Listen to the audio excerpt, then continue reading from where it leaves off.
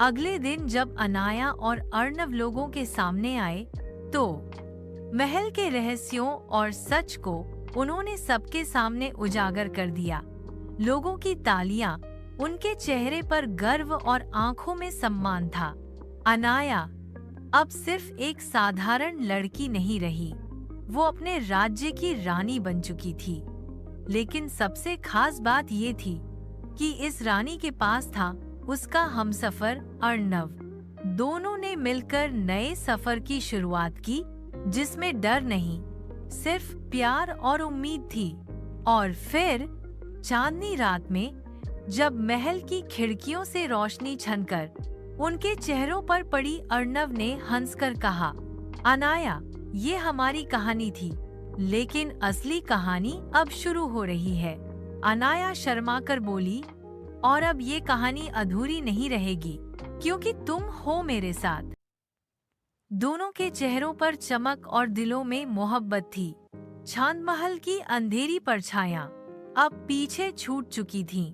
अनाया और अर्णव ने सिर्फ एक दूसरे को नहीं, बल्कि पूरे राज्य को डर और रहस्य से आजाद कर दिया था। समय बीता और महल में शहनाइयां गूंज उठीं। राज्य की सबसे भव्य शादी हुई, जिसमें राजकुमारी अनाया और अर्णव ने एक दूसरे का हाथ थामकर 7 जन्मों का वादा किया। पूरा राज्य उनके मिलन की खुशी में झूम उठा। 1 साल बाद महल की बालकनी से हंसी की गूंज सुनाई दी। अनाया ने अपनी गोद में एक प्यारी सी नन्ही राजकुमारी को लिया हुआ था। अर्णव पास खड़ा अपनी रानी और बेटी को देखते हुए मुस्कुरा रहा था। अनाया ने धीरे से कहा, देखो अर्णव, हमारी कहानी अब सच में पूरी हो गई। अर्णव ने जवाब दिया, नहीं अनाया, ये तो अब शुरू हुई है। अब ये सिर्फ हमारी नहीं, बल्कि हमारी बेटी की भी कहानी है। और फिर तीनों ने मिलकर चांदमहल की खिड़की से चमकते चांद को देखा।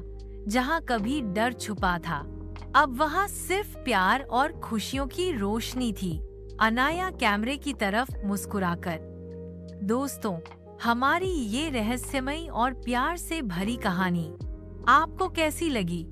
अर्णव आगे बढ़कर, अगर ये एंडिंग ने आपके चेहरे पर मुस्कान ला दी हो, तो कमेंट में जरूर बताइए। ईटी वीडियो को लाइक और चैनल को सब्सक्राइब करना मत भूलिएगा, क्योंकि कहानियाँ कभी खत्म नहीं होती, बस नए रूप में लौट आती हैं।